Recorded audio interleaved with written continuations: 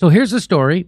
I wonder if you're going to hear this story on MSNBC or CNN or in the shitlib Intercept. This is from the Canadian news, CBC. BC man, that stands for British Columbia. I thought it meant before Christ. That's what I thought at first. I'm like, boy, he is the oldest man in the world. No wonder he got injured by the vax. A BC man among the first Canadians, approved for COVID-19 vax injury payout. So they're paying out. Go ahead. Is this from the government and not insurance, right? I'm assuming, right? I'm pretty sure this is from the government, certainly not the pharma company. Well, because here they're supposed to, like, you can't sue, but the government here is supposed to give you a payout if you get that. Oh, like a few, yeah. That's right. You ain't going to get it, but... well, let's see if he gets it, actually, because here's what he says. He says, in the year since he became partially paralyzed, Ross Wightman has kept his focus on small victories, from getting up the stairs unassisted to going for a solo walk near his rural home in BC.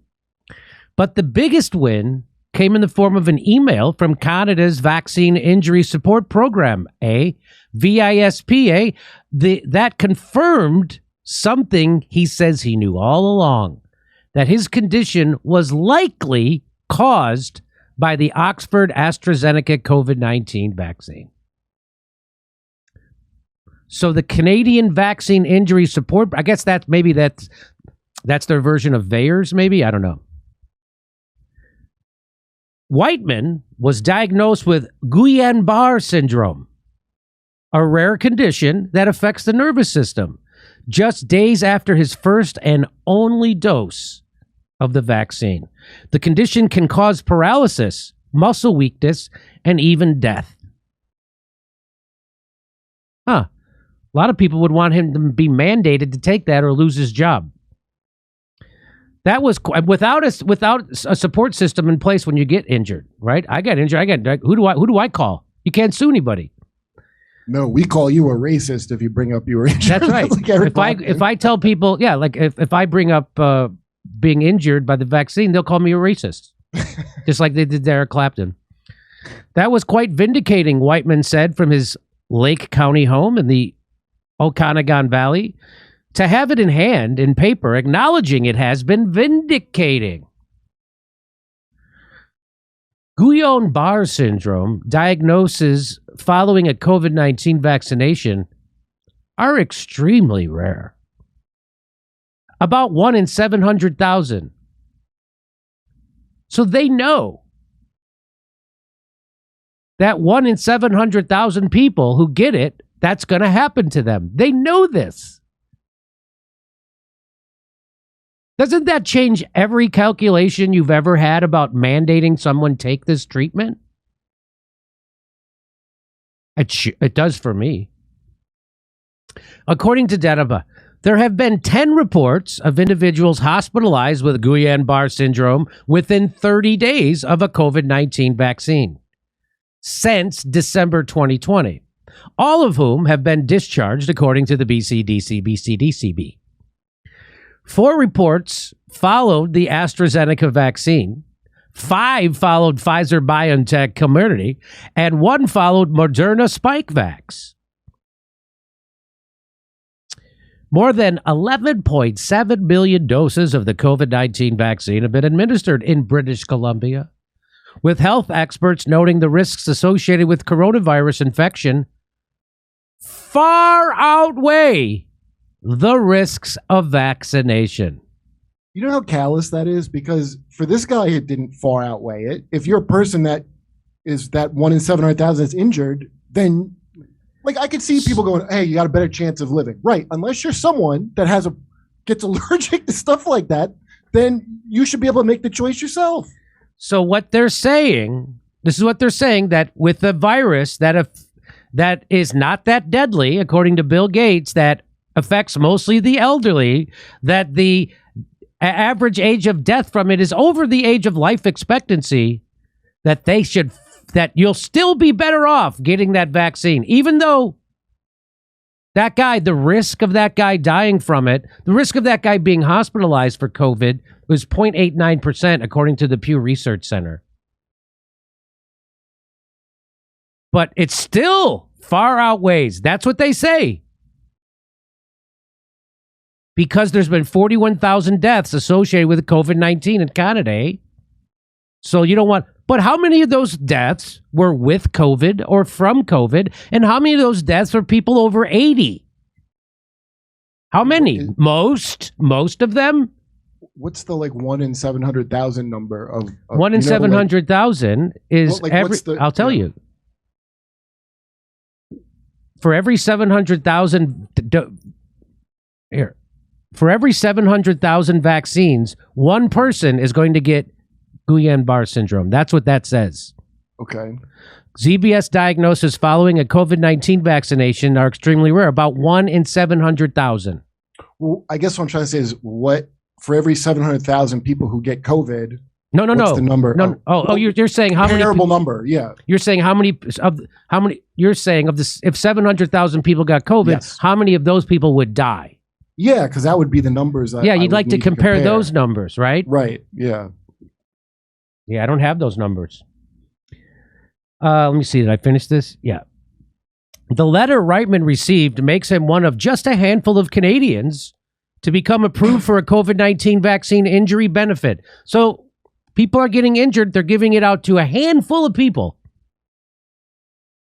Now, if you didn't get it, you got fired immediately. That happened. Boom, boom. We all know. But getting compensated for an injury, that's going to take a little while.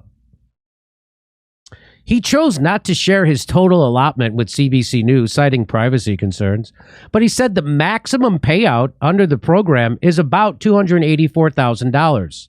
He said he did not qualify for the full amount. He said he also is eligible for income replacement up to $90,000 per year. CBC News has contacted Health Canada for clarity on the payout structure for the program. Its most recent data suggests fewer than 5 people have been approved for the injury benefit. You think there's only 5 people in all of Canada, who have been injured? You think that? I don't know. With numbers to be updated in the next few days. We're going to update our numbers. The operators also said Wednesday that the latest vaccine injury data will be released at a later date, despite its own June 1st deadline. They had their own deadline to give the vaccine injured data, but they said, we're going to wait till we get another round of vaccines in. Let's wait till we get another round of vaccines in. And then we're going to get that data. When? After we get another round of vaccines in. I mean, you don't have the data? They have the data. They have the data. Wightman, who worked as a pilot and a real estate agent prior to his diagnosis, has spent the last year unable to work. He can't travel far on his own. But the hardest thing is sitting on the sidelines, unable to do physical activities with his kids, playing soccer with the kids in the yard. My oldest is big into baseball, and one of my favorite things is just play catch in the yard. I can't even do that. That's hard. So there's a guy finally he's getting some relief. What about all the other people who are in his similar situation? So again, when they say that the the vaccine, the risks associated with coronavirus infection far outweigh the risks of vaccination. Really? For elderly people, I could see that.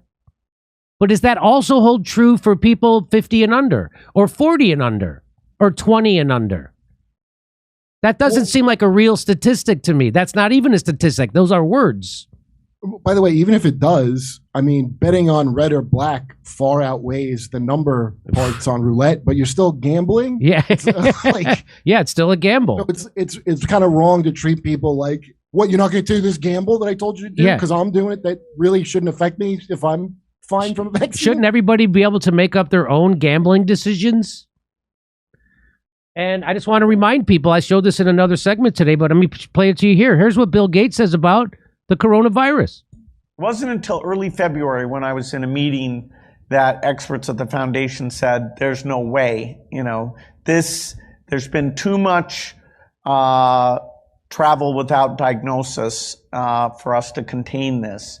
And then at that point, we didn't really understand the fatality rate. We didn't understand that it's a fairly low fatality rate and that it's a disease mainly of the elderly, kind of like flu is, although a bit different than that. So Bill Gates disagreeing with those people. That's not me. The Jimmy Dore show thinks the vaccines far outweigh the risk of. The vaccines are much better. They're great. They block the thing. They do what you need, and they save you, and they save your life. Vaccines are amazing. And I have to say that because YouTube has better scientists than Bill Gates apparently now. So I'm just letting you know it's fantastic. I was never suspicious of vaccines before I watched the approved news media talk about vaccines. Like, that's the thing that makes me like what are you up to? Like, right. They all do the Ryan Grimm two-step with everything. So we're not giving medical advice. I don't give medical advice. I'm pointing out that Bill Gates, that this is late to the party, and that that guy's finally getting compensated for his injury. That's nice. Here we're doing stand-up comedy in Los Angeles on June 11th, and then we're going to Chicago, Sacramento, and San Diego on July 16th for the taping of my new special. Go to jimmydorecomedy.com for a link for all tickets. See you there.